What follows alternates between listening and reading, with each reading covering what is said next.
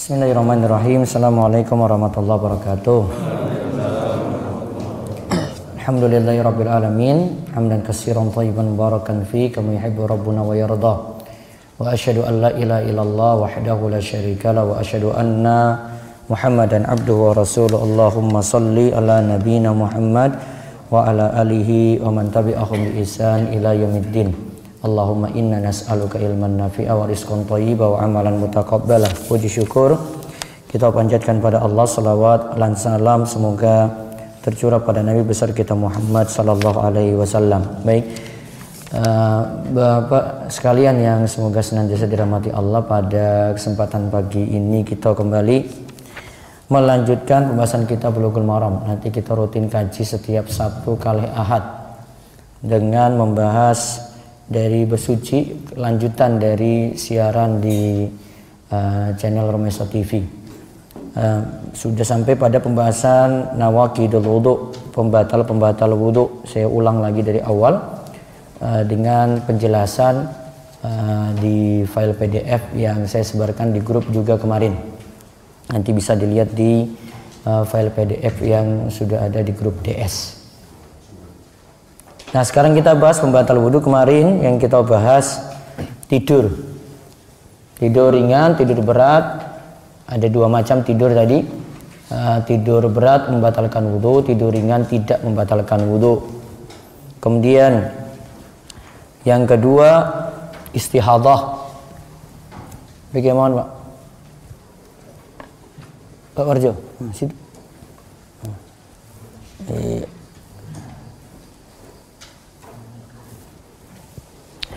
Yang kedua tentang darah istihadah. Darah istihadah juga membatalkan wudhu. Lalu yang ketiga kemarin yang kita bahas keluar madhi. Keluar madhi itu membatalkan wudhu juga. Jadi tiga ya, tidur berat, keluar darah istihadah, kemudian keluar madhi. Sekarang masalah mencium istri, membatalkan wudhu ataukah tidak? Mencium istri ataupun menyentuhnya. Kita lihat hadis ke-76. Monggo. Dari Aisyah radhiyallahu anha, ia berkata bahwa Nabi Shallallahu alaihi wasallam pernah mencium sebagian istri beliau, kemudian beliau pergi sholat tanpa mengulangi wudunya lagi. Hadis riwayat Ahmad dan didhaifkan oleh Al-Bukhari. Nah, disebutkan dari Aisyah radhiyallahu anha, Nabi sallallahu alaihi wasallam qabbala. Nabi sallallahu alaihi wasallam itu mencium ba'dha nisaihi, sebagian istri beliau, namun tidak diperinci siapa istri beliau yang ada.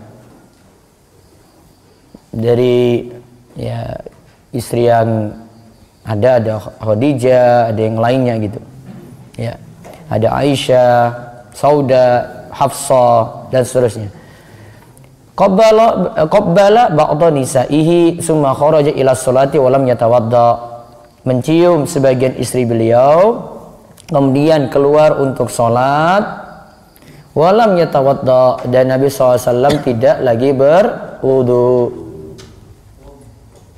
Beliau tidak lagi berwudu. Hadis ini riwayat Ahmad dan didhaifkan oleh Al-Bukhari, namun sejatinya hadis ini riwayat Ahmad, Abu Dawud, Tirmidzi, Ibnu Majah.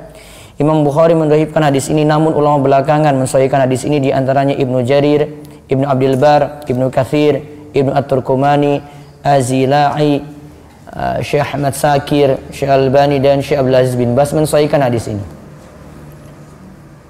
Nah, kita lihat faedah hadis.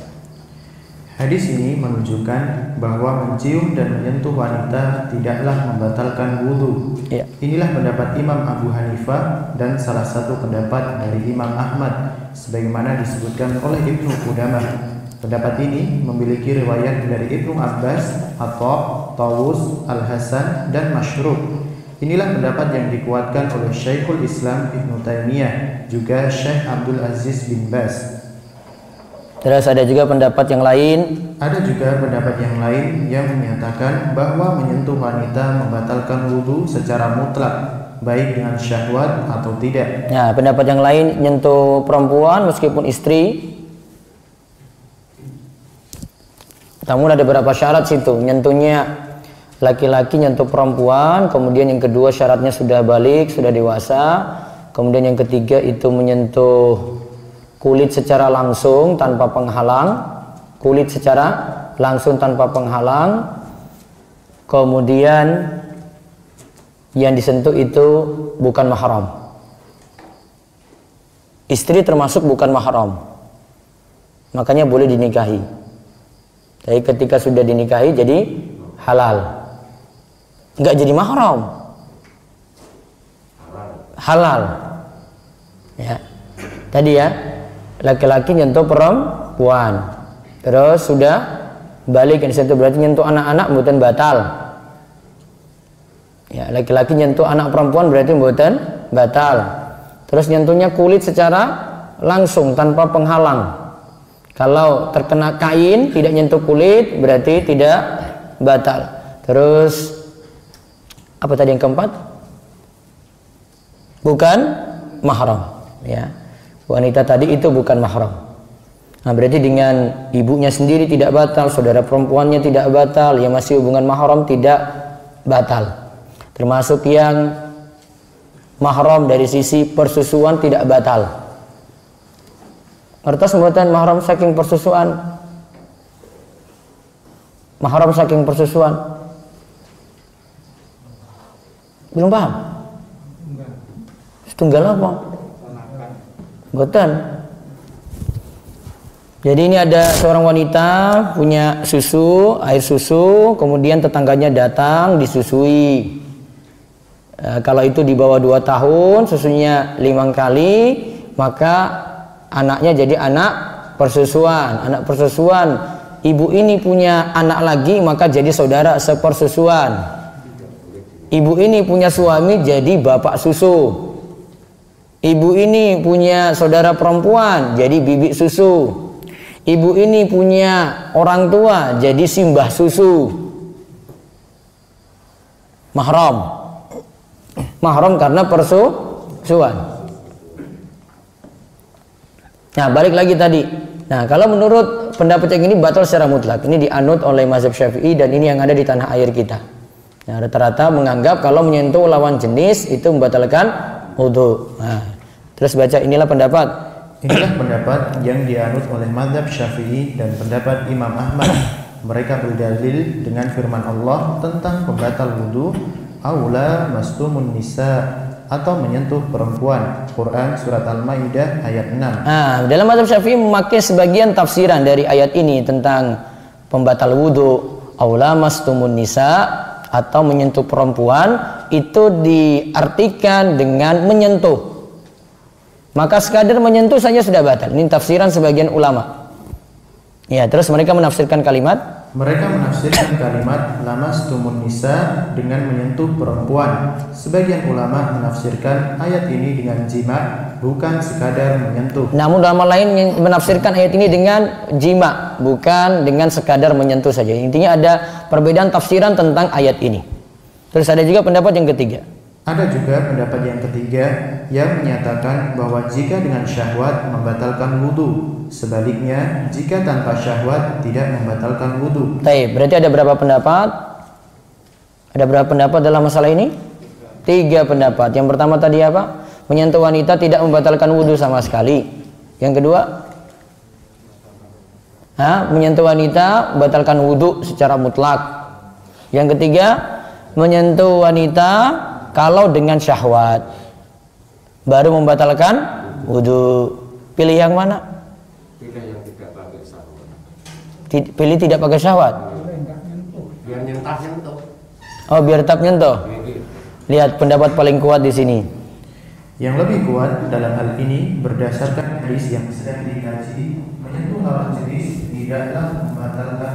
Nah, berarti menyelisihi mazhab Syafi'i yang ada di tanah air, dan itu sah-sah saja. Bahkan mungkin ya kalau kita bahas masalah-masalah lainnya, misalnya masalah jual beli, ya itu wajar-wajar saja memilih pendapat yang lain keluar dari mazhab. Apalagi kalau pendapat itu sesuai dengan realita. Ada namanya salah satu akad di dalam jual beli, ya, itu namanya akad istisna.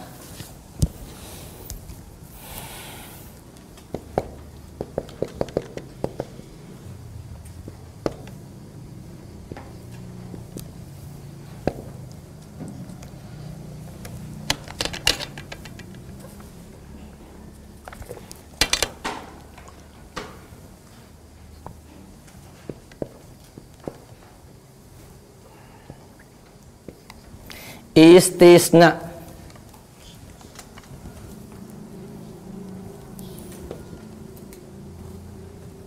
Produksi barang dulu,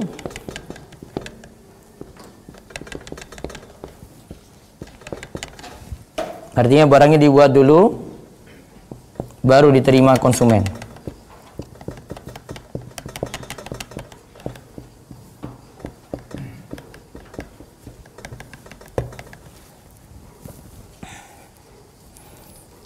Nanti bayarnya terserah, bayarnya di depan, tunai atau DP atau pakai termin, bayar 1 kali, 2 kali, 3 kali, baru pelunasan. Atau bayarnya belakangan. Ini bayarnya terserah.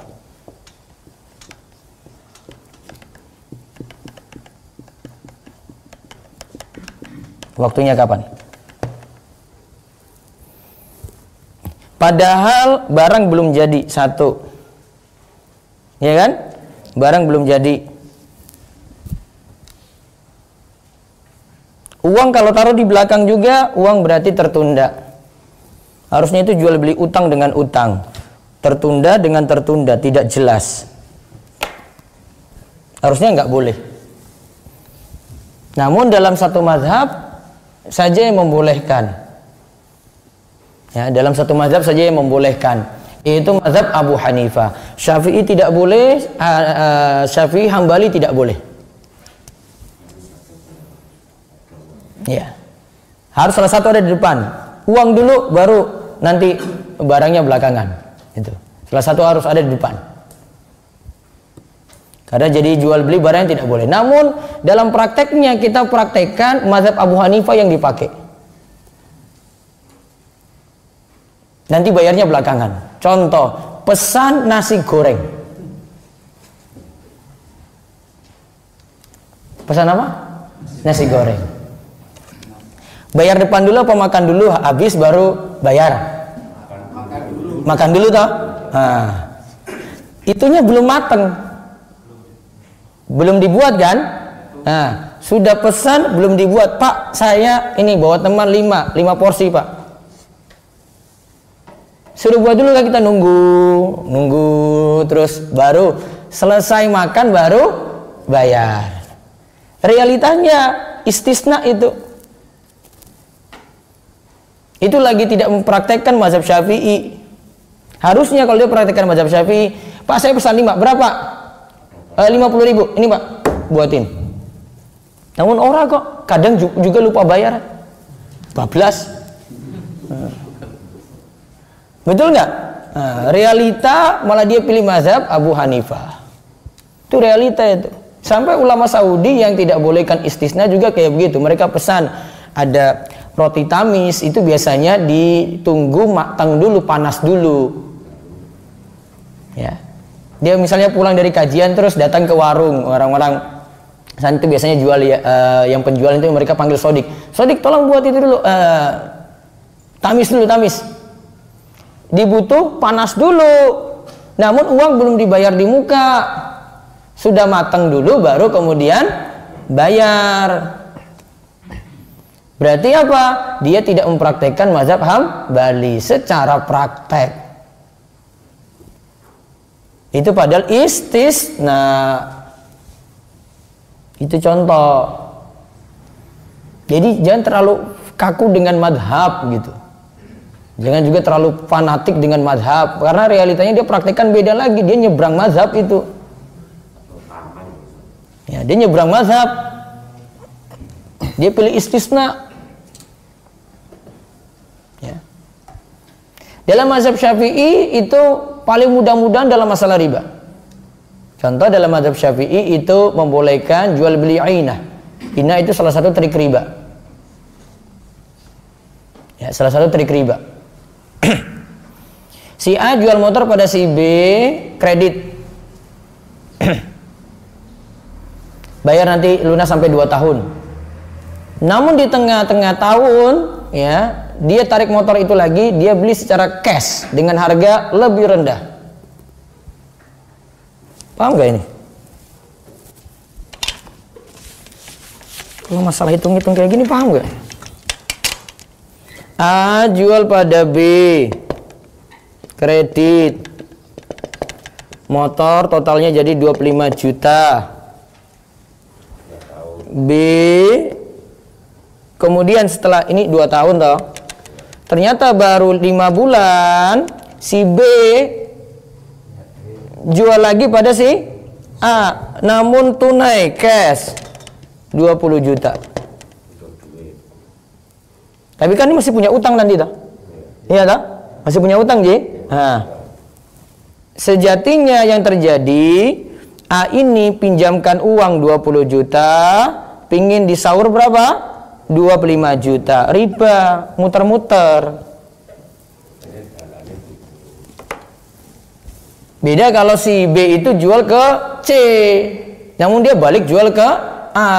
Sejatinya yang terjadi, dia pinjamkan uang 20 juta, minta kembali berapa? 25 juta. Riba apa mboten? Riba. Dia putar-putar aja transaksi. Ini kalau dalam mazhab Syafi'i boleh, jual beli inah namanya. Namun itu dikritik oleh para ulama, enggak, ini pendapat lemah. Enggak boleh. Dan itu yang diingatkan oleh Nabi SAW tentang jual beli inah. Kalau jual belinya sapi 2 harga, belantik ini belantik. Kalau dia beli sekarang 11 juta. Namun karena dia bawa ke pasar dulu, ya tunggu 1 minggu, dia nanti bayar 12 juta atau 13 juta. Beli sekarang 11 juta, 1 minggu ke depan jadi 13 juta. Boleh atau tidak?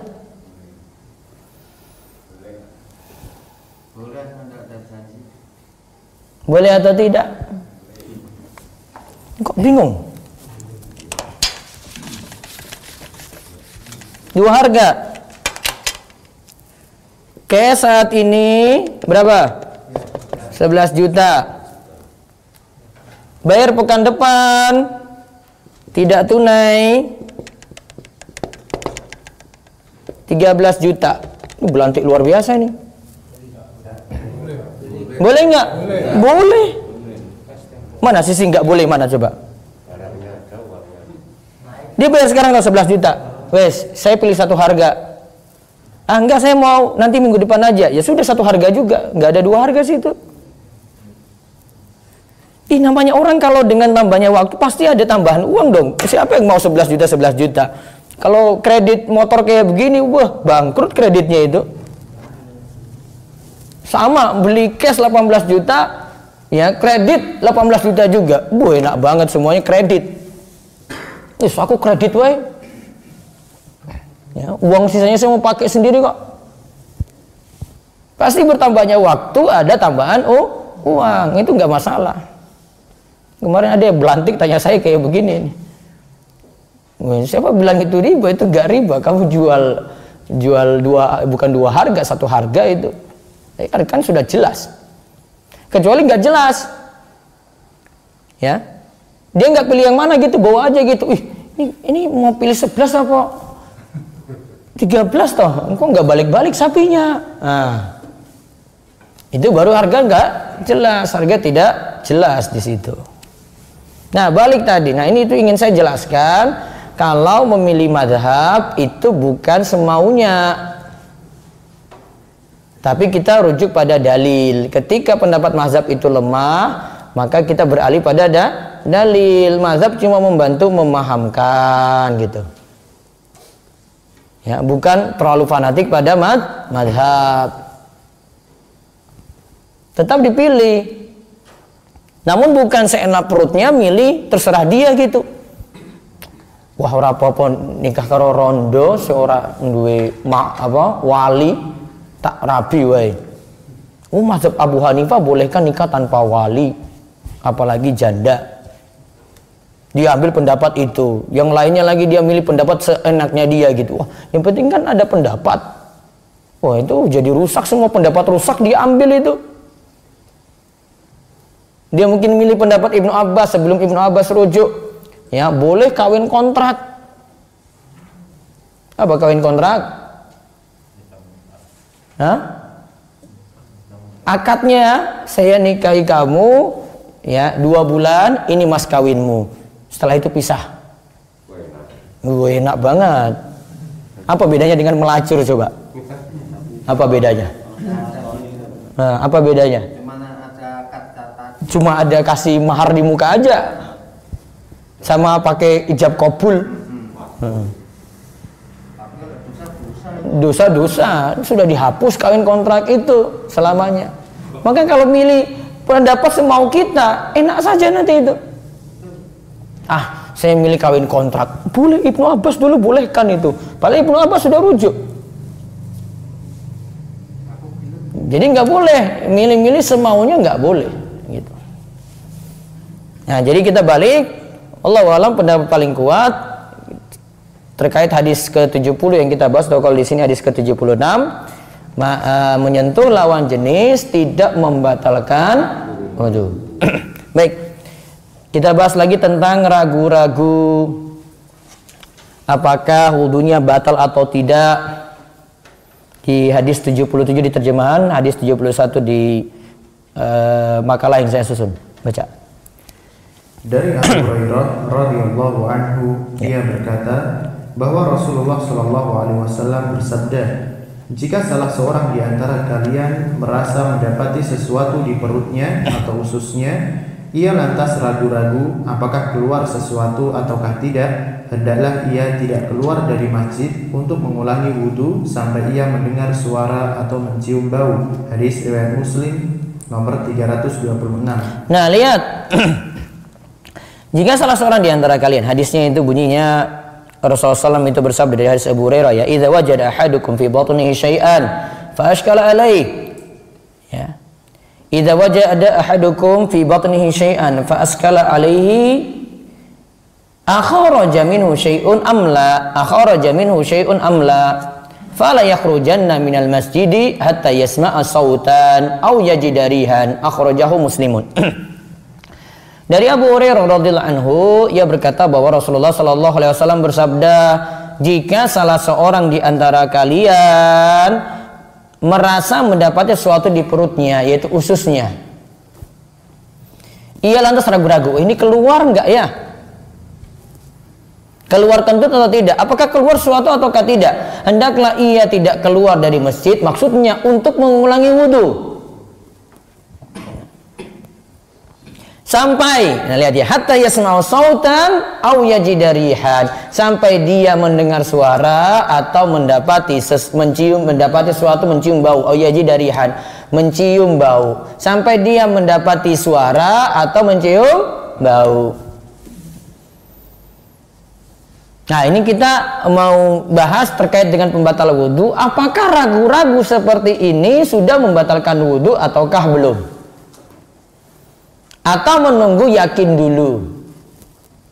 Saya ulang, apakah ragu-ragu semacam ini membatalkan wudu ataukah belum? Sekarang kita lihat faedah hadis. 1. Hadis ini menunjukkan bahwa jika seseorang itu ragu-ragu dalam keadaan berhadas, ia tidak harus berwudu. Ia tetap sholat dalam keadaan kondisi yakin suci. Ia boleh batalkan jika yakin keluar hadas, bisa jadi dengan mendengar suara atau mencium bau. Terus. 2. Tunggu ya. Hadis ini menunjukkan bahwa jika seorang itu ragu-ragu dalam keadaan berhadas, ia tidak harus berwudu. Ragu-ragu, masih ragu. Ia tetap sholat dalam keadaan kondisi yakin suci. Ia boleh batalkan jika yakin keluar hadas, bisa jadi dengan mendengar suara atau mencium bau. Jadi ini namanya hukum asal kita. Kalau kita tidak dapati pembatal, berarti hukum asalnya adalah suci. Ya. Bukan dalam keadaan berhadas. Tadi saya sudah wudhu kok. Jam 5 tadi saya sudah wudhu. Maka hukum asalnya kita suci. Sampai nanti datang sebab. Cium bau. Ya. Dia cium sesuatu atau terdengar suara kentut, baru datang yakin. Nah, inilah yang para ulama sebut dengan istishab, yaitu kaidah asal. Istishab.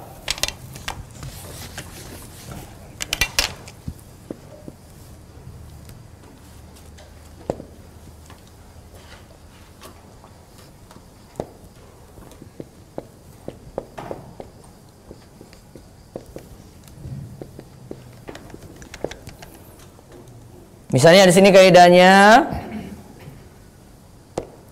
kaidah ya, pakai i.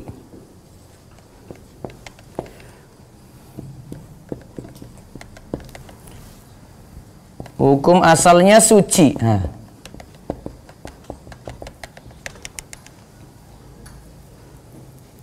Nanti istisab dalam masalah jual beli, misalnya kaidah jual beli.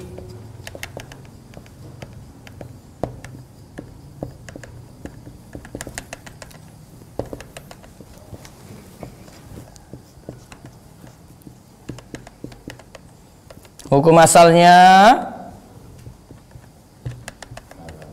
halal.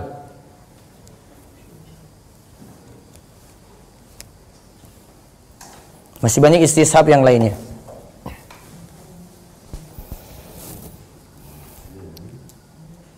Namun bukan berarti cuma sekadar tidak temukan di zaman ini, tidak ditemukan di zaman sahabat, zaman Nabi SAW, jadinya halal, gitu, enggak. Harus melihat masalahnya rinci. Bank itu tidak ada di masa Nabi. Gak boleh pakai kaidah tadi, asalnya itu boleh karena tidak ada di masa Nabi Muhammad SAW. Bank itu enggak apa-apa. Padahal kalau lihat perinciannya, masalahnya banyak. Betul apa betul? Hah? Betul nggak? Masalah dalam bank banyak. Nggak bisa pakai hukum asal gitu, nggak. Rinciannya dulu. Rincian dalam bank itu ada itu apa gitu.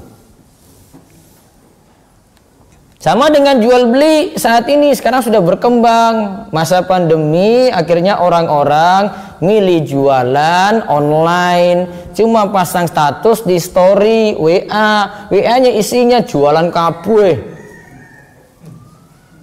Lihat aja kalau punya ibu-ibu itu, ya, ono tiwul pasang story, mau pesan silakan, nanti diantar langsung, ya, walang, wah langsung, itu ada itu. Brambang goreng, wah, jangkrik, wah, no ibu di dalam WA itu jualan semuanya. Pindah ke ibu yang satu lagi, itu jualan meneh iki. Oh iya, masa pandemi orang no gawean, orang iso langsung. Pertanyaannya, di zaman Nabi ada atau tidak kayak gitu? Enggak. Tapi boleh ataupun tidak? Ya, tidak ada kan? Namun saat ini boleh atau tidak? Tergantung ngapusnya apa orang. Ya jangan-jangan pasang tiwul tadi nggak punya barang atau dia nyolong barang tetangga terus dia jual. Iya kan? Iya. Maka yang pasang barang tadi, kalau dia itu bukan calo, bukan marketer, bukan broker, ya, dia harus punya barang. Kalau nggak punya barang, berarti jual barang yang belum dimiliki. Nabi SAW katakan pada Hakim bin Hizam, la tabi' ma laysa indak, jangan jual barang yang belum kamu miliki. Hakim bin Hizam datang pada Nabi SAW, dia tanya pada Nabi, wahai Rasulullah, ini ada orang mau datang beli barang ke saya saya nggak punya barang, stok saya ini habis. Saya mau ngambil dari pembeli lain, baru kemudian saya jualkan pada dirinya. Boleh nggak? Nabi katakan, la tabi ma laysa indak. Jangan jual barang yang belum kamu miliki. Simpel pemahamannya. Berarti kalau jual online juga, jual barang yang sudah ada. Biar ada kepastian. Jangan nggak pasti-pasti. Jangan PHP. Kebanyakan gitu. Pemberi harapan palsu, nggak ada barang. Saya sudah kirim, ternyata dia bilang seminggu lagi. Katanya tadi sudah ada. Ya maaf Pak, ternyata di sini stoknya habis. Kan rugikan pembeli. Coba kalau ditahan dulu, tunggu Pak, barang belum ada Pak ini. Saya nggak mau deal dulu, rugi nanti Bapak. Tahan dulu Pak ya, saya cari dulu barangnya. Kalau sudah ada, saya sudah dapat, baru saya beritahu lagi. Kita akad baru lagi. Ini belum akad nih Pak, nggak boleh bayar di muka dulu, saya nggak punya barang. Jarang apa? Jarang ada seperti itu. Ada. Ya kalau ngaji kayak gini ya, kalau ngaji orang paham. Makanya ngaji dulu. Makanya ngaji dulu. Uang dulu carikan barang. Uang dulu Carikan barang. carikan barang bisa. Itu wakalah, dia wakilkan kepada orang ini untuk carikan barang, boleh. Nanti dia kasih upah. Itu juga boleh. Sepenting orang ngapusi. Ya, HP 3 juta suruh beli toh. Nah, 3 juta betul cari. Jangan dia sudah ambil untung 1,5 juta, terus dia bilang 3 juta, minta upah lagi. Nggak boleh. Itu aja simple. Balik ke hukum asal tadi, boleh, namun ada aturan-aturan. Termasuk yang jualan online. Ada aturan di dalamnya. Nah, itu namanya kaidah istishab. Terus hadis ini jadi nomor 2. Hadis ini jadi kaidah penting, al-yakinu la yazulu bisyak. Artinya keyakinan tidak dapat dihilangkan dengan keraguan. Nah, yakin tidak dapat dihilangkan dengan ragu. Ambil yang yakin, buang yang ragu. Paham ya? Ambil yang yakin, buang yang ragu. Yakin saya, wudhu saya belum batal, namun datang was-was. Maka mana yang dipilih? Yakinnya, berarti wudhunya belum batal. Terapkan juga kaidah ini di masalah yang lain.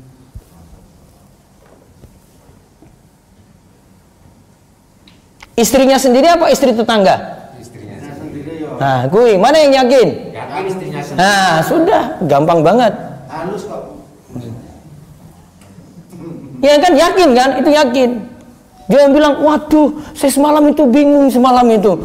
Saya kira itu istri saya. Wah, tetangga bisa marah-marah lagi itu. Enak. Lembur kulit toga. Itu kan nggak benar.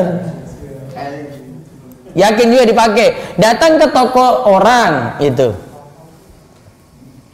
Yakinnya itu barang orang itu atau barang dia nyolong? Yakin Barang orang itu sendiri kan? Maka nggak usah nanya-nanya, Pak. Iki tenang loh Pak, saya tanya loh Pak ini. Ini barang ini nih jenengan beli sendiri apa nyolong? Nah, nggak perlu nanya. Nggak perlu nanya kayak gitu. Mana yang yakin tadi? Barang dia. Nggak usah nanya-nanya. Sama kalau dapat makanan dari orang, makan di rumah orang gitu. Ya, makan di rumah orang ya kan? Sudah, itu halal itu. Nggak usah tanya-tanya dulu. Ini disajikan ayam, Pak, cara nyembelihnya gimana tuh Pak? Ini mau coba bismillah apa ora toh? Kalau saya langsung suruh, Pak pulang aja deh, gak usah makan lagi di sini. Sembelih sholat apa ora? Agamanya apa? Sulit. Yakinnya apa? Sudah, itu makanan sudah jadi. Gak usah ambil pusing dengan ragu-ragu tadi. Justru kalau banyak nanya kayak begini, itu kata Syekhul Islam Ibnu Taimiyah, dia buat bid'ah baru. Itu bid'ah baru itu dia buat dari sisi masalah halal haram tadi. Maka asalnya diterima saja gitu, kecuali kalau sudah tahu itu dari barang haram, baru nggak diterima. Terus yang ketiga, hendaklah tidak memperhatikan was-was di mana setan berusaha menggoda lewat jalan ini. Setan menggoda agar bersuci, sholat, dan ibadah kita menjadi rusak. Nah, saat wudhu, habis wudhu, tadi itu paling wudhumu nggak sempurna, dapat was-was. Was-was kayak gini nggak usah dipedulikan. Saat sholat, ini 3 rakaat atau 4. Was-was tidak banyak dipedulikan. Ibadah yang lainnya juga sama. Terus yang keempat, keluar kentut itu membatalkan wudhu. nah, dari hadis ini kita simpulkan keluar kentut membatalkan apa? Wudhu. Nah, sekarang beda syak dengan waswasah. Ada syak, ada waswasah. Coba baca dulu. Bedakan antara syak dan waswasah. Syak merupakan kebimbangan antara terjadi atau tidaknya sesuatu yang kemungkinan keduanya seimbang, dan merupakan keyakinan keseimbangan yang sama kuat antara keduanya. Tak ada kelebihan yang satu atas yang lain. Sedangkan waswasa adalah bisikan jiwa dan setan yang tidak dilandaskan pada keyakinan dasar. Lain hal dengan syak yang dilandasi suatu keyakinan dasar. Nah, lihat. Ada namanya syak, ragu-ragu, ada namanya was-was.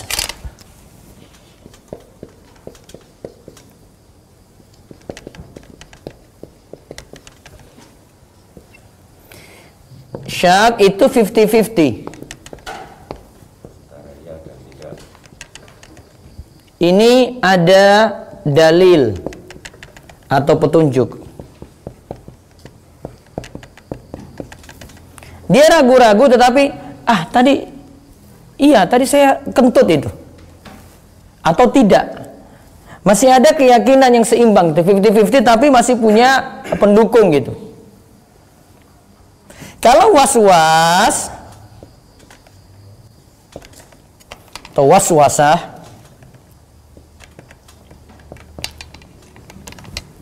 ya, was-was itu bisikan jiwa dan setan yang tidak dilandaskan pada keyakinan dasar. Tidak ada keyakinan dasar.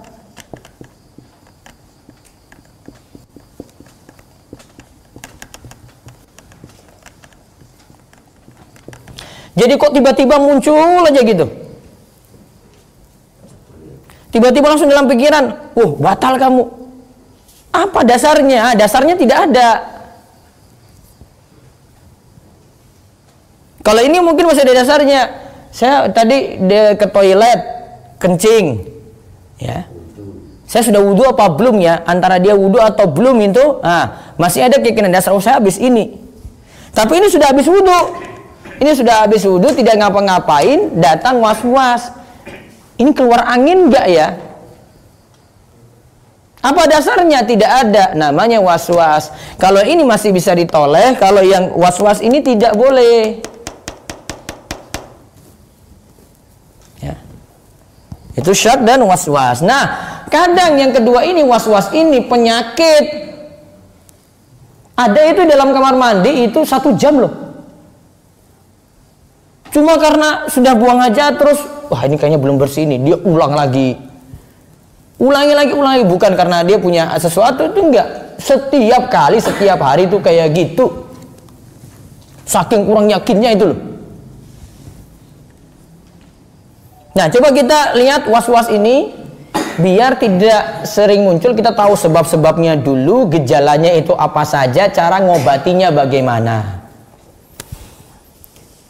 Nah, lihat di halaman ke-11 itu. Coba sebab-sebab munculnya waswasah. 1. Minimnya ilmu syar'i, yaitu pengetahuan tentang Al-Quran, As-Sunnah, dan ajaran para sahabat serta orang-orang yang mengikuti mereka. Nah, berarti sebab waswas yang pertama, minimnya ilmu syar'i. Yang pertama apa? Minimnya ilmu syar'i. Alias tidak mau ngaji. 2. Lemahnya iman, setan itu hanya mampu menguasai ahli maksiat, bukan menguasai orang yang kuat imannya. Imannya lemah. 3. Lalai dari mengingat Allah. Lalai dari ingat Allah, sedikit baca Quran, sedikit untuk memperhatikan ngajinya gitu. Lalai. Maka kalau di masa pandemi itu nggak ada usaha untuk mengingat Allah, untuk hadiri majelis ilmu, untuk dengar kajian meskipun lewat YouTube, wah itu cepat futur, itu cepat lemah dia. Harus dilawan. Lawannya gimana? Malasnya dilawan. Oh, Ustadz, kuota saya tidak ada. Wong ada yang bengong aja 2 jam itu cuma lihat kamera saja, dia rekam di YouTube, orang lain nonton, nggak ngapa-ngapain, bengong aja. Ini anak-anak sekarang ini ya, dia pasang kamera di depan, dia nongkrong situ 2 jam, dia cuma pasang muka begini di depan kamera, direkam di YouTube. Ada orang lain nonton juga 2 jam. Mana yang bodoh berarti? Hah? Mana yang bodoh? 2 jam dihabiskan paket lo itu, nggak ngapa-ngapain. Yang lain nonton jutaan, coba lihat. Yang bodoh yang mana? Ya sama yang ini juga. Itu saja mau korbankan paket lo internet, rom jam, orang ngopo-ngopo lo, coba lihat. Pasang kamera, nonton itu, gitu, dia gini terus. Yang lain ikut nonton gini juga dia. Belum tahu kan zaman sekarang itu kan. Terus ada yang bikin video lagi, menonton orang yang nonton orang yang bengong 2 jam. Nah itu, dia bikin video lagi coba. Ingin nanding itu lagi 3 jam. Itu paket habis nggak? Banyak nggak? Banyak. Masa kalau itu saja bisa habiskan paket sia-sia, masa suruh ngaji saja nggak bisa korbankan paket gitu, paket internet? Betul atau betul? Ya kecuali kalau HP-nya HP, maaf. HP ya kayak nggak punya ya sudah, gimana lagi? Ya kalau lari dari mengingat Allah, peluang setan masuk, was-was dikasih. Terus yang keempat, kelemahan akal. Yang memiliki akal sempurna akan selamat dari was-wasa dengan karunia Allah. 5. Tidak bergaul dengan orang-orang yang memiliki ilmu dan iman sempurna. Nah, kalau dia bergaul dengan orang rusak ya jadi ikut rusak. Lingkungan penting, apalagi warga Gunung Kidul. Gaul sedikit dengan orang salah ya jadi salah. Ya, terus yang ke-6, tidak mengikuti Rasulullah Shallallahu Alaihi Wasallam. Tidak mengikuti Rasulullah Shallallahu Alaihi Wasallam. Nah, sekarang gejala-gejalanya, gejala orang itu dapati was-was itu gimana? Ini gejala-gejala. Kalau dia punya penyakit was-was itu seperti apa? Baca. 1. Lama dalam melakukan istinja, wudu atau mandi. Ini tadi saya sebutkan, mandinya 1 jam, wudu ulang-ulang 5 kali, baru dia yakin tuh. Itu penyakit. Ya, kalau ada yang ulang-ulang kayak gini, itu penyakit. Penyakit apa? Was-was. Kedua, mengulang-ulang wudu, toharah atau sholat berlebih-lebihan dalam menggunakan air untuk bersuci dan mengulangi ibadah-ibadah ini karena menganggapnya tidak sah. Sudah sholat subuh tadi, masih yakin belum sah, ulangi lagi sholat subuhnya. Dia ulang 3 kali. Zuhur dia ulang lagi sampai yakin kalau diterima. Banyak mengulang kayak gini, itu penyakit. Terus yang ketiga, mengulang-ulang huruf dalam melafalkan bacaan-bacaan Al-Quran, doa-doa sholat dan lainnya. Nah, baca 1 huruf dari ayat yang dia baca, dia ulang-ulang terus. Ulang-ulang maksudnya bukan tadabbur, nggak yakin benar atau tidak. Nah, terus yang keempat, mengganti baju karena menyangkanya terkena najis. Tadi jam 3 dia buang hajat, terus ganti, maaf, pakaian dalam. Terus habis itu ya wudhu lagi. Terus mau sholat, gak yakin lagi, ganti lagi pakaian. Ulang-ulang ganti baju terus. Penyakit. Penyakit was-was namanya. Yang kelima, bisikan yang terkait dengan hal akidah. kadang ini menyerang akidah. Was-wasnya itu menyerang akidah seorang. Dia bertanya-tanya, iya Allah itu ada. Kalau begitu bapaknya Allah itu siapa? Yang menciptakan Allah itu siapa? Allah itu berasal dari mana? Tanya seperti itu. Ini penyakit was-was. Sekarang cara mengobatinya. Mengobati was-wasa. Mengobati was-wasa dapat ditempuh dengan langkah-langkah berikut. Nah, sekarang ini cara mengobatinya itu diingat. 1. Menuntut ilmu syar'i, syariat, mendalami ilmu agama. Menuntut ilmu syariat, mendalami ilmu agama. Ngaji. Itu akan hilangkan penyakit was. 2. Memperkuat keimanan dengan mengerjakan amal-amal ketaatan dan ibadah-ibadah sunnah. Memperkuat keimanan dengan mengerjakan amal-amal ketaatan dan ibadah-ibadah sunnah. Ya, dia rajin ibadah lagi. Terus yang ketiga, senantiasa ingat pada Allah di segala kondisi. Ingat pada Allah di segala kondisi. Lagi ngaji ya ingat Allah, di rumah juga ingat Allah, di pasar ingat Allah. Itu ada zikir, kemana-mana dia ingat Allah itu. Terus yang keempat, bergaul dengan orang soleh dan orang-orang yang dapat memberi manfaat. Bergaul dengan orang soleh, bisa jadi dia ketemu di majelis pengajian gitu. Terus yang kelima, mengetahui bahwa kebenaran itu hanya dari ajaran yang dibawa oleh Rasulullah Shallallahu Alaihi Wasallam. Nah, kebenaran itu dari Rasul. Kalau memang itu sudah ajaran Rasul, berpeganglah dengan ajaran Rasul. Terus yang keenam, mengakui bahwa waswasah adalah kebatilan yang paling batil. Nah, terus yang ketujuh, memohon perlindungan kepada Allah dari godaan setan. Baca apa? A'udzubillahi minasyaitonirrajim. Terus yang kedelapan, ini masih lanjutan mengobatinya nih. 8. Tidak lama-lama berada di dalam kamar mandi atau WC melebihi kebutuhan, karena jamban dan WC adalah tempat setan dan ruh-ruh yang jahat. Nah, itu tempatnya setan, jangan lama-lama. Sekadarnya, sebutuhnya. Jangan lebih-lebih. Apalagi mengingat ada yang ngantri lagi. Ya, terus yang ke-9, memercikan air pada kemaluan setelah istinja dan celana untuk mengantisipasi waswasah dari jiwa. Nah, caranya kemaluan diperciki, celananya dibasahin. Kalau misalnya dia sholat terus ini kayaknya ada sesuatu yang keluar ya, terus dia cek, wah basah, oh tadi saya siram kok, ini kok saya basahin. Nah, jadi hilang was-was kayak begitu. Itu untuk mengatasi, dan ini ada hadisnya tentang ini. Terus ke-10, bisa seseorang yakin telah melakukan toharoh baik wudhu atau lainnya, kemudian ragu telah berhadas ataukah belum.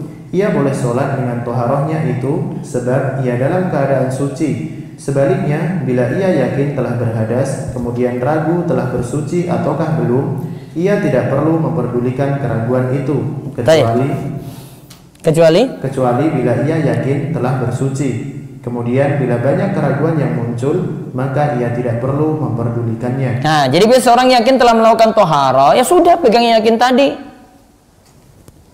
Kalau datang cuma was-was saja, tidak dipedulikan.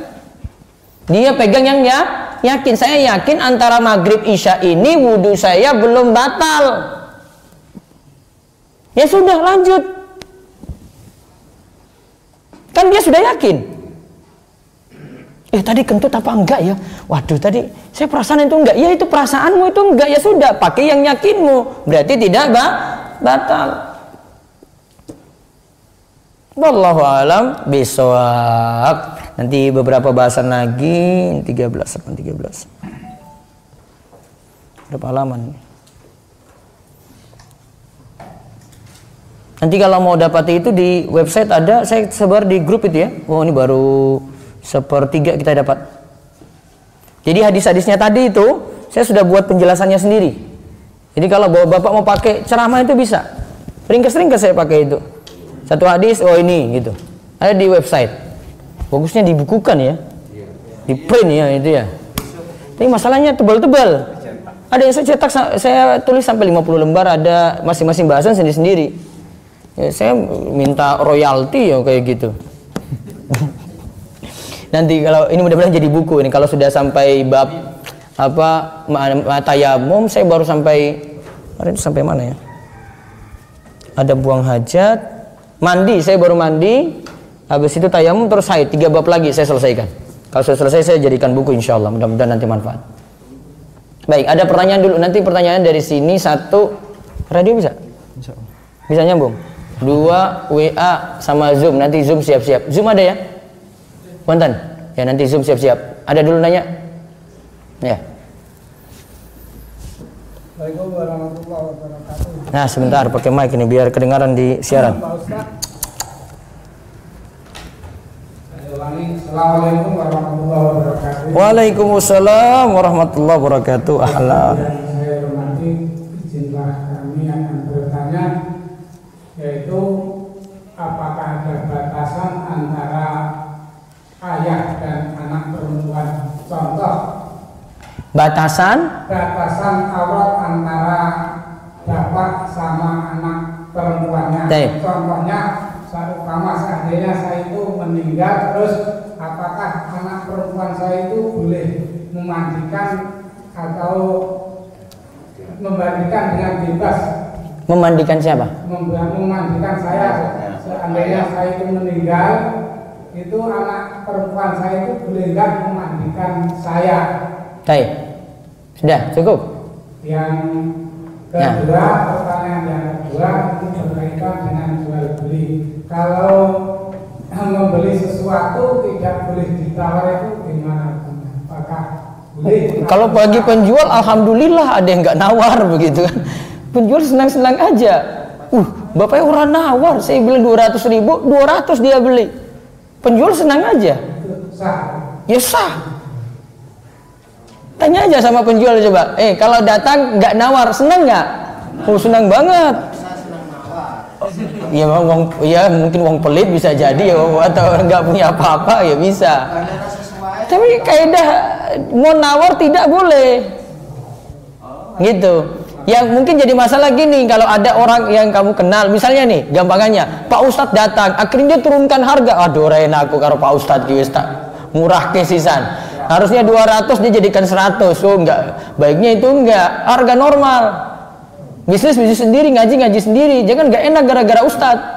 Kalau saya nawar. Gitu. Ya, masalah nawar boleh. Namun kalau enggak nawar, alhamdulillah kalau penjual itu, alhamdulillah buat nawar. Bapaknya sugih paling. Nah, yang pertama tadi aturannya gini.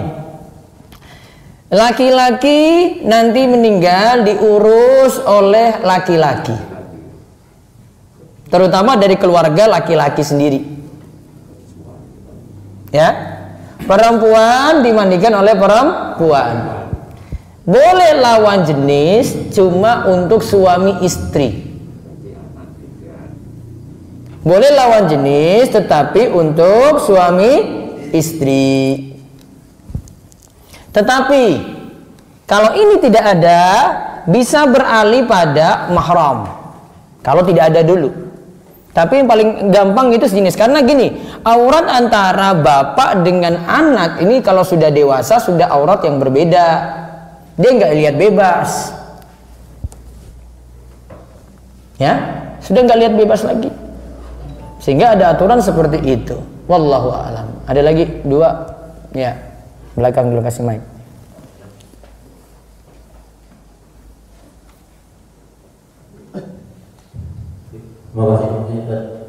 Ya. Saya dititipi uang riba di rumah. Qadarullah saat keluar nggak dibawa. Gimana? Saya dititipi seseorang uang riba, tapi uang di rumah. Qadarullah saat keluar nggak dibawa. Ada warga yang membuat jalan atau tawak atau buk itu. Nah itu saya sumbangkan, bantukan, tapi pakai uang saya sendiri saat itu. Nah nyampe di rumah baru saya ambil uang yang dititipkan itu. Itu hukumnya bagaimana, Pak?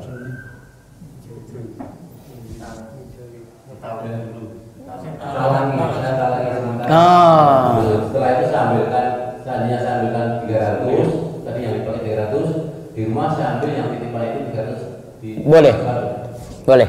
Terima kasih. Jadi pakai uang sendiri untuk nalangi yang di rumah tadi. Boleh, dianggap sama. Ya. Terus ada lagi. Ya. Ntar mic dulu mic. nanti nggak kedengaran suaranya. Langsung aja menanyakan berkaitan dengan jual beli. Saya menawarkan barang itu harganya contoh 50.000. Kalau yang mau beli ambil sekarang itu saya kasih 50.000. Tapi kalau diutang itu 70.000, itu termasuk riba atau enggak? Tadi boleh dua harga boleh. Oh, terima kasih. Ya. Yang penting barang sudah dimiliki, nanti bebas dia jual gitu. Ya barang sudah dimiliki, dicicil lebih tinggi tidak masalah. Yang penting barang intinya sudah dimiliki. Baik, siapa lagi? Gak ada. Bentar, zoom dulu kalau gitu, ada zoom. Silakan Toto. Dari zoom silakan. Putih Pandora. Ya.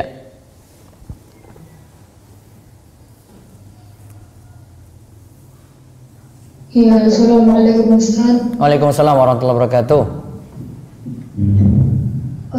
Ini Anda mau tanya tentang masalah tayamum. Tayamum ya, monggo. Satu kali tayamum itu berapa kali sholat Ustaz? Kalau pakai pendapat mazhab Syafi'i, satu tayamum untuk satu kali sholat wajib. Ketika datang sholat baru lagi, ulangi lagi, gitu. Kalau sholat sunnahnya? Kalau sholat sunnahnya boleh satu kali tayamum untuk beberapa sholat sunnah. Oh gitu. Oke, Iya. Ustaz. Terus kalau misalnya wudhunya untuk orang yang diperban itu gimana Ustaz? Tayamumnya juga gimana? Wudhu untuk orang yang Perban.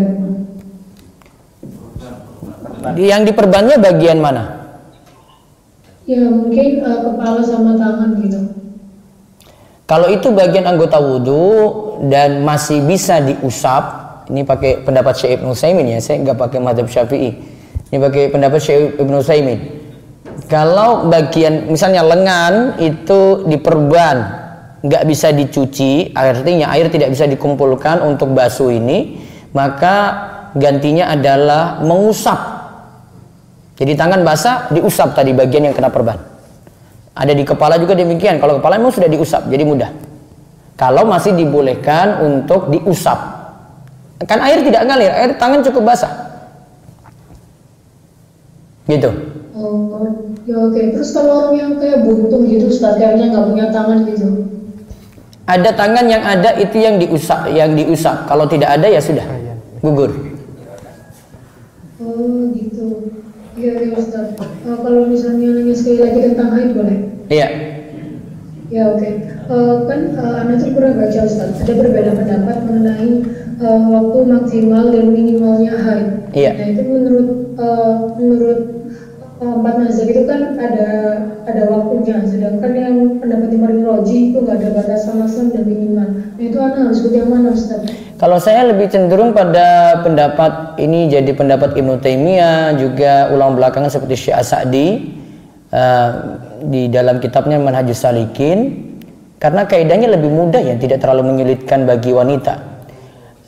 Tidak ada batasan minimal untuk haid, tidak mesti nunggu 24 jam dulu, tidak ada batasan maksimalnya.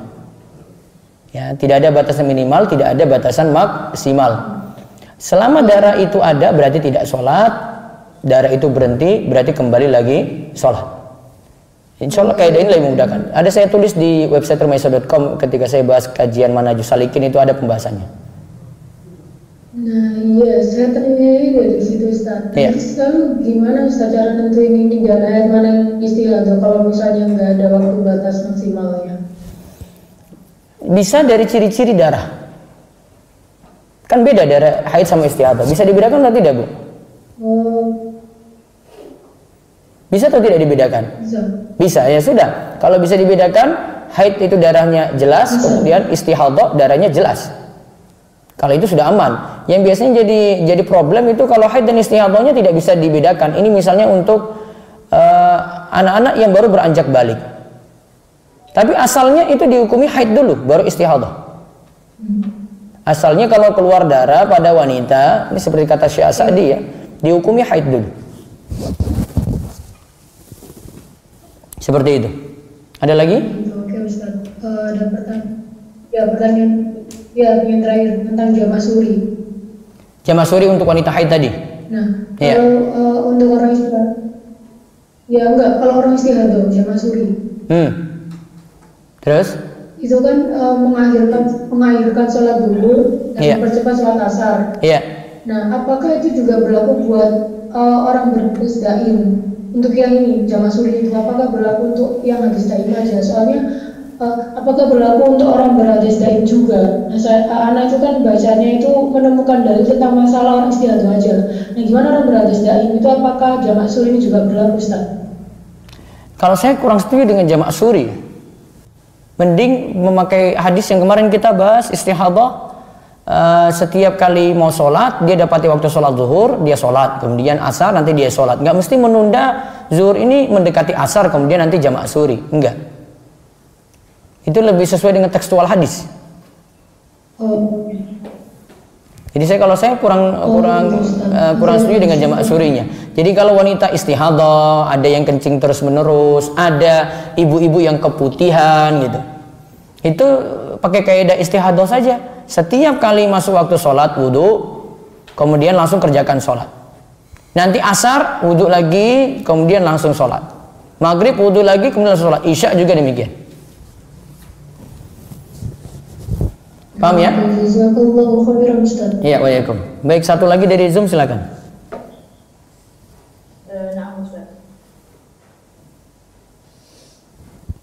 Bismillah, izin bertanya Ustaz. Usia anak 42 tahun. Setelah selesai haid, 4 hari kemudian datang lagi lebih banyak daripada darah haid. Darah yang keluar seperti darah haid, kental, hitam, dan agak bau. Selama 10 hari tapi dalam waktu seminggu, anak langsung sholat karena anak berpikir itu darah istihadah. Apakah anak berdosa karena sholat? Apabila ternyata itu bukan darah istihadah, apakah berdosa juga karena meninggalkan sholat? Bagaimana mengganti sholat yang terlewatkan? Jazakallahu khair. Jadi pakai kaidah saja, kalau itu darah haid, warnanya jelas, maka hukumi itu haid. Sampai 10 hari belum berhenti, ya berarti lanjut dulu. Misalnya berhentinya di hari ke-12, berarti berhenti terus laksanakan sholat. Tapi kalau problem dia ini, kalau pakai pendapat Syekh As-Sa'di tadi ya, maka problem dia sebenarnya misalnya itu masih lanjut haid tuh, harusnya belum sholat. Kalau tanyakan qadha, tidak ada qadha di situ. Jadi intinya dia tidak sholat sampai darah haidnya itu berhenti. Wallahu alam. Satu lagi dari Zoom, silakan.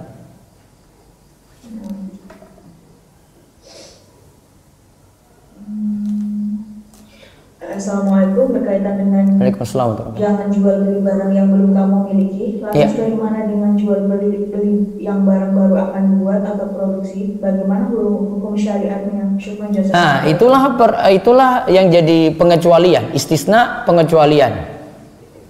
Karena barangnya itu masih diproduksi, dipabrikasi, masih dibuat, masih ada proses. Ya, seperti yang tadi kita sebutkan, ini pendapat mazhab Abu Hanifah. Ya, dan ini bahkan jadi keputusan dari lembaga-lembaga fatwa fikih internasional saat ini. Mereka lebih cenderung istisna itu boleh memakai mazhab Abu Hanifah tadi. Baik, lanjut ke WA. Kalau ada telepon silakan, telepon DS langsung silakan. Ya, WA. Izin bertanya Ustaz, jika ragu-ragu apakah wudhu masih ada atau sudah batal, apakah lebih baik membatalkan wudhu dengan cara memegang kemaluan? Apakah ini diperbolehkan? Coba diulang. Jika ragu-ragu apakah wudhu masih ada atau sudah batal, apakah lebih baik membatalkan wudhu dengan cara memegang kemaluan? Oh, nggak usah tambah-tambah kerjaan. Kan masih ragu-ragu, terus dia nyentuh kemaluan, dicemok kemaluannya. Nggak usah cari-cari masalah gitu loh. Kan dia bilang kan dia ragu-ragu kan, terus ya, sudahlah saya sentuh kemaluan saya sekalian gitu. Ngapain tambah-tambah kerjaan? Jadi biar langsung ini kan. Ada kurang kerjaan, kalau pas sholat tuh bahaya banget itu kamu itu. Nggak perlu kayak gitu, nama-nama kerjaan itu namanya. Nah, terus satu lagi, ada saya nanya. Ada telepon langsung? Belum. Kalau ada langsung bunyi nantinya. Monggo. Saya ada penyakit. Kadang-kadang saat kencing terasa tidak bisa keluar semua. Dan setelah sholat dan sujud terasa seperti ada sisa kencing yang keluar. Apakah sholatnya batal? Bisa solusinya beberapa ini. Pertama, ini kalau itu penyakit perlakukan seperti istihadah. Setiap kali sholat, wudhu, terus laksanakan sholat. Kalau ternyata keluar di tengah-tengah sholat, dimaafkan. Atau kalau mau jaga was-was, dia pakai pampers sajalah setiap kali sholat. Ya, risikonya seperti itu. Wallahu a'lam. Baik, ini sebentar. Ustaz, di tengah sholat kadang muncul was-was sehingga menjadi lupa baca ayat. Kalau tidak salah dianjurkan buang ludah tipis-tipis di sisi kiri. Kalau lupa baca ayat bukan ini ya, dia memang lupa ya. Ara'aital ladzi yukadzibu biddin. Gak bisa lanjutkan. Solusinya apa? Hah? Ada yang negur kalau jadi imam. Kalau tidak ada gimana? Ya sudah, ganti surat lain. Terus nah ini, izin saya ingin bertanya, apabila kita sudah makan dan minum terus kita mengaji, apakah perlu untuk berwudu lagi walau sebelum makan sudah berwudu? Tidak, makan minum tidak membatalkan wudu. Terus ingin bertanya di YouTube lagi ini, jika ada penyakit wasir dan kemudian ia mengimami, gimana Ustadz hukumnya? Wasir tampak jelas di kainnya Ustadz. Wasir itu apa? Apa yang keluar? Darah kan? Nah, berarti baiknya saran saya pakai pampers saja deh. Ya, untuk menangani masalah ini. Atau masalahnya ini, kalau dia tidak pakai itu tembus terus di kain tuh misalnya, maka jadi najis kena di situ. Ya, solusinya seperti tadi. Terus baca lagi WA. Ada telepon nggak masuk? Nah, coba angkat. Bagaimana angkatnya? Angkat. Ya. Telepon angkat silakan. Assalamualaikum. Waalaikumsalam warahmatullahi wabarakatuh. Silakan. Dengan siapa di mana? Bu Guru. Ya, silakan. Sampai hafal kan? Ya. Darah istihadah itu ciri-cirinya kayak apa ya? Apa Bu? Darah istihadah, ciri-cirinya. Ciri-cirinya darahnya merah. Kayak haid dong, atau gimana itu? Darah haid itu hitam kecoklatan ya? Bu, saya belum pernah cek ya. Ustaz, itu dibarengi dengan penyakit atau gimana? Maksudnya misalnya kita ada penyakit reproduksi, waktu darah gitu tuh Ustaz, gimana? Ini Bu, itu biasanya ada penyakit iya, ada juga keluar gitu saja iya, bisa jadi juga karena keguguran juga iya. Ada sebabnya gitu ya? Ada sebabnya, dia punya pokoknya di luar darah normal. Di luar darah normal itu darah haid. Berarti kita berkewajiban untuk mengetahui jadwal rutin haid biar tidak. Iya, kalau punya jadwal rutin haid. Kalau punya jadwal rutin gampang tentukannya. Yang masalah itu kalau pakai program KB kemudian dia suntik misalnya, itu kan ganggu hormon. Akhirnya haidnya tidak teratur. Nah, itu agak sulit. Ya, berarti kan harus tahu ciri-cirinya. Nah, harus tahu ciri-cirinya. Ibu tanya pada ibu-ibu yang lain. Jangan tanya pada saya. Ustaz, gini, saya kan kalau mau sholat ini memang ganti celana dalam. Tadi diungkapkan itu termasuk was-was. Apakah itu memang was-was betul atau gimana Ustaz? Karena kan memang sering kencing gitu loh Ustaz. Nah, penyakit berarti itu Bu. Ya kalau memang atasinya seperti itu tidak masalah. Kan kalau dari pagi sampai sholat zuhur kan memang jaganya lama, kan takut ada najis waktu kencing. Iya.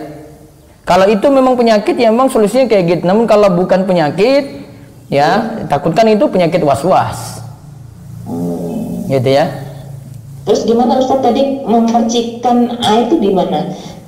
Mohon maaf setelah kita buang kecil, ya memercikkan air di kemaluan atau di pakaian dalamnya. Nanti akan terasa basah terus sehingga kalau ada yang keluar ya dia nggak was-was karena basah dari tadi. Dibersihkan Ustaz ya, semua dibersihkan kemudian kita pakai lagi kemudian dipercikin air gitu aja. Iya betul. Oh, itu sudah menghilangkan semua najis yang ada di bukan menghilangkan najis, menghilangkan was-was. Menghilangkan was-was. Was-was. Tapi kalau memang jelas-jelas ada najis berarti diganti. Iya. Kalau jelas ada najis diganti. Ustaz terakhir, makan di warung orang Kristen tuh boleh nggak? Makanannya kan cuma nasi kuning kayak gitu, nasi pecel. Kalau saya nggak mau, saya cari warung Muslim dulu. Oke. Iya. Makasih Ustaz. Assalamualaikum. Waalaikumsalam warahmatullahi wabarakatuh. Ya, kalau saya nggak mau karena loyalnya pada yang Muslim dulu daripada makan situ was-was. Dia biasanya masak babi juga terus ini. Kedua masih ada warung-warung Muslim yang bisa dimakmurkan. Pertanyaan ada di sini terakhir ada. Dari sini ada terakhir? Nah, apa? Assalamualaikum warahmatullahi wabarakatuh. Waalaikumsalam warahmatullahi wabarakatuh. Yang saya tanyakan tentang istisna tadi. Iya. Istisna tadi ya. Mengiklankan sesuatu yang belum jelas boleh atau tidak. Contohnya. Tergantung barangnya. Misalkan barang ini belum. Ya, pakai ngomong-ngomong ya. Barang ini misalkan belum saya produksi, tapi saya sudah punya gambar. Ini loh, tahun depan saya ingin memproduksi ini. Kemudian saya iklankan tahun yang lalu, boleh atau tidak? Bisa pastikan itu jadi nggak? Jangan-jangan ngapusi. Ya makanya itu, ini apakah ternyata gagal atau tidak? Itu kan yang penting saya sudah punya draftnya. Kemudian saya iklankan. Kalau kayak nasi goreng tadi kan jelas dia lagi buat nasi goreng sudah pengalaman dia. Jadi ini kan belum kejelasan apa-apa. Baru planning. Itu belum juga tentu jadi, baru coba-coba. Nah, ini yang biasanya terjadi ini dalam jual beli rumah nih. Ya. Jual beli rumah di perumahan misalnya, ini developer ini suruh kasih DP dulu. Pertama, tanah belum jelas, site plan-nya belum jelas, ini macam-macam belum jelas. Kalau ini nggak ada kejelasan, berarti Pak Parjo harus siapin bahan-bahannya dulu sudah lengkap. Terus punya pengalaman apa sehingga orang itu bisa percaya. Kalau saya nggak akan beli punya Pak Parjo. Tidak ada presentasi sama sekali. Iya, nggak ada presentasi sama sekali. Mana buktinya coba? Jenengan pakar apa? Iya kan? Jenengan buat mic. Emangnya punya pengalaman buat mic di mana? Nah, gitu aja. Iya kan? Kalau buat jus dia bisa buat jus, enak. Saya pernah coba. Nah, kalau dia bilang buat jus, saya percaya. Pak Ustadz, ini mau pesan jus enggak? Ah, tak percaya Pak. Saya beli. Kalau suruh produksi mic, jenengan pakarnya di mana? Itu yang pertama. Iya. Yang kedua, ini di luar tema. Saya sering mendengar, makanya banyak saudara-saudara kita amalan di malam Jumat dan sebagainya. Apakah betul kalau malam Jumat itu roh itu datang ke rumah untuk minta ini, untuk minta ini? Itu khurafat tahayul. Malam Jumat nanti roh-roh kembali gitu sehingga dibacakan tadi kan khurafat tahayul. Kalau saya berpendapat begini, andai kata roh itu malam Jumat datang berarti malaikatnya bermasalah. Kenapa? Penjaga kubur. Kecolongan. Iya. Pada Allah. Termasuk KPK. Ini yang kedua, yang ketiga. Kok banyak banget? Nah, yang ketiga tadi Ustaz ditanya bedanya darah istirahat ataupun darah haid. Ustaz tidak tahu alangkah baiknya, saya saran. Walaupun seorang Ustaz ya alangkah baiknya penelitian menjawab. Ini kan tanya ibu-ibu, dia lebih tahu. Kalau Pak Parjo, kalau Pak Parjo tanya baru saya jelaskan. Dia tahu sendiri kok. Terima kasih. Kan dia masalah dia yang tahu. Dia tahu bedanya. Kalau Pak Parjo tanya baru saya beri gambaran. Orangnya hilang toh Pak. Terima kasih. Baik, ini terakhir di YouTube. Ustaz ingin bertanya, kalau keluar nanah tapi disengaja, bagaimana hukumnya? Kalau nanah sedikit dimaafkan, kalau nanahnya banyak baru sama seperti hukum darah najis. Kalau misalnya haid selama 7 hari, terus malamnya keluar warna keruh, apakah itu termasuk darah haid? Dan misalnya hari ke-8 bersih dan hari ke-9 keluar keruh lagi, apakah itu haid? Coba saya telusuri lagi. Keruh ini bisa jadi tanda berhentinya haid itu ya. Tapi ini lompat hari ya. Ini lompat hari 7 terus 8 bersih 9 lagi keluar. Kalau masih itu keruh ini bukan darah yang keluar, wallahu alam tidak nyambung dengan darah haid, berarti tidak dianggap sebagai haid. Ana tadi terkait buang ludah tipis-tipis 3 kali ke kiri ketika lupa baca ayat dalam surat, apakah sahih, ada dalilnya? Wallahu alam, saya tidak tahu kalau karena lupa bacaan surat ya. Kalau ada was-was misalnya setan ganggu, ya ada seperti itu. Tapi kalau lupa bacaan surat disuruh ludah ke kiri 3 kali tipis-tipis, wallahu alam, saya tidak tahu dalilnya. Baik, itu saja. Sudah 6.34, kita cukupkan. Insyaallah pelajaran ini akan lanjut lagi Sabtu dan Ahad besok. Ya, Sabtu dan Ahad besok insyaallah. Demikian, mugi-mugi manfaat dan Allah terus memberikan kita keistiqomahan. Nanti jam 8 yang di YouTube bisa dengarkan juga kajian. Saya ada talk show atau diskusi dengan sama-sama alumni Mahat Al-Ilmi, bisa gali pelajaran bagaimana sibuk belajar dengan sibuk kuliah bisa dikompromikan. Baik, demikian kita cukupkan ya, kita tutup dengan doa kafaratul majlis. Subhanakallahumma bihamdika asyhadu an la ilaha illa anta astaghfiruka wa atubu ilaik. Oh iya, kami lupa, nanti malam di ba'da Isya ada kajian di online seperti biasa, khusus tanya jawab. Jadi siapkan pertanyaan untuk malam ini. Ya, assalamualaikum warahmatullahi wabarakatuh.